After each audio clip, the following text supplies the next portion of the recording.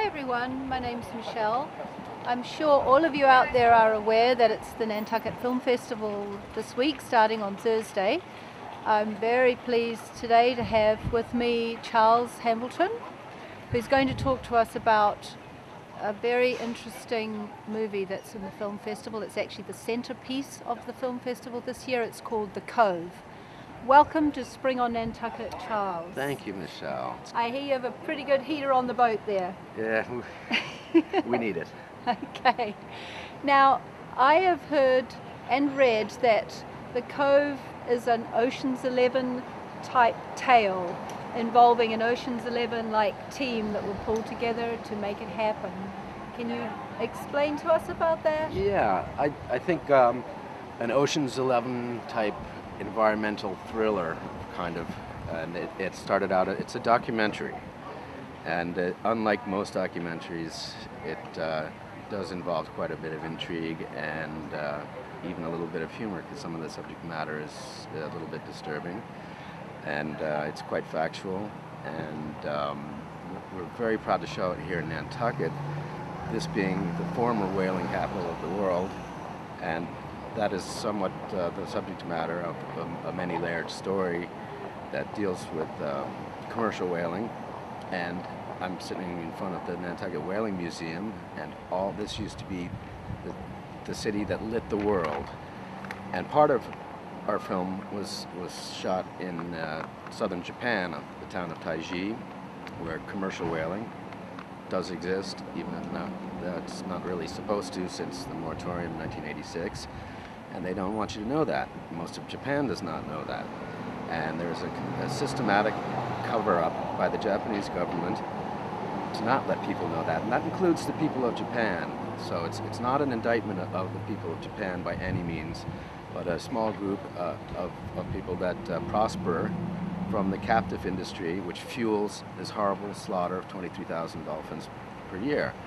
Where I'm sitting right now, they used to light the world with whale oil. The whale oil that we burn, or used to light the world, is replaced by now burning fossil fuels, which ends up in the ocean and works its way up the food chain and ends up in marine mammals as it does in us. So we're actually causing the problem, humanity. So rather than trying to cover it up, we're trying to do something about it, and the movie shows that a small group of people can do something about it, and go to great lengths to do that. We had to. So, Charles, tell us how you personally got involved in the project that turned out to be the movie The Cove. I've known and worked with the famous photographer Luis Hoyos for many years on photographic still photo assignments around the world, usually involving pretty dangerous and things, because that's the way he is. He goes big and bad, but he's good friends with Jim Clark, sort of described as a serial entrepreneur, and has started Netscape among other companies. And they're dive buddies, and they decided that they should, were able to actually start a nonprofit organization that could do something about this. And with Louis' eye and Jim's gracious funding, that we could start that. My relationship with Louis was how I got involved to begin with, and I've also been a diver my entire life, and have great love of the ocean, and studied environmental microbiology, and concerned about how we all are treating our planet. Now, how does Rick O'Barry fit into this picture? Because I know that he's in the movie and played a big part in the project. Yeah, Rick O'Barry was Flipper's trainer, and he captured 100 dolphins, of which they used 5. Collectively played Flipper. Kathy, who was Flipper, the main Flipper, died in Rick's arms, and that's when he started the captive dolphin industry, pretty much. There was 1 in those days. Now there's 50 in Japan, and they're all over the world. Rick, who by the way will be here on Thursday night and staying for the entire festival, brought it to the attention of Louis at a marine mammal conference, and we were on a plane the next day to head over to Japan to find out that the story was a little bit more complicated than what Rick had described. But Rick is the emotional thread throughout the entire film, and it's fantastic because he started the industry, and now he's spent the last 30 years of trying to get people to listen, trying to show people, and it hasn't made any well, he's made great progress, but now with the movie complete, the first time he saw it on the big screen, he said that's the first time he's slept in 30 years at night. Wow. Yeah. So now, the mission of this film, The Cove, what would the filmmakers like people to take away with them having seen the movie, the message? Well, I'd say the awareness first and foremost that this is going on, and now this dolphin slaughter is going on. The dolphin slaughter is going on. The captive industry is inhumane and goes on. They're very closely linked, and one fuels the other. If you can shut down the slaughter, and this is for the Japanese people as well, then it also affects the captive industry, which is a multi-billion-dollar industry.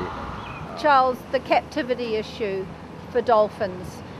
People might say that how can we learn about them if we can't see them or if they're not studied in captivity? What's your answer to that? I've heard that many times, and it's also, well, how can you study whales with them? It's very difficult, and people say, oh, well, let's start a whale farm and study them in captivity. But you're not actually learning their natural behavior. There's a lot of great cognitive science that's been done, but they're free-ranging, sentient creatures, and they're kept in a state of controlled starvation. If you look at any of the mortality rates, whether they're caught in the wild or rescued or anything, it's terrible, and they're kept in some places in horrific conditions. Not all, and they say they have the best, quote, veterinarians, and that some of this science is necessary. There's only so many generations of dolphins that you're not studying something from the wild anymore. Right.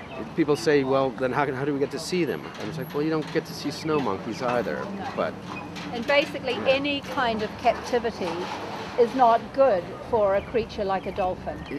It's not at all. They're kept in a state of controlled starvation, and they die of ulcers. They're stressed out. That's why Kathy died, even though that was in the 60s in different conditions. But even at the Baltimore Aquarium, they found a high mortality rate from the filtration system. They're sonic, free-ranging creatures, and when they're kept in a cement barrier that's 20 meters across or less, and 10 meters deep, it's just wrong. They have the behavior. They twist their spines, and from swimming in circles, they go crazy.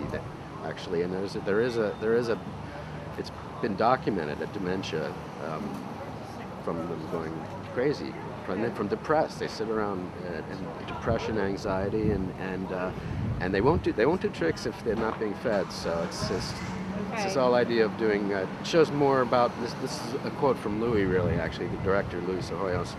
It shows us more about human intelligence or lack thereof than it does about dolphin intelligence. Right, exactly. So, okay. Just on a note to end, thank you very much for telling us about The Cove, and it's screening twice in the film festival, once at the Starlight on Saturday, and that screening is sold out, but there's still seats available at 12:30 at the Sconset Casino on Sunday. If you'd like to see the film, there will be questions and answers with people who've been involved in making the film, and more information there to learn about this particular film and other of the larger issues involved. Add one more thing.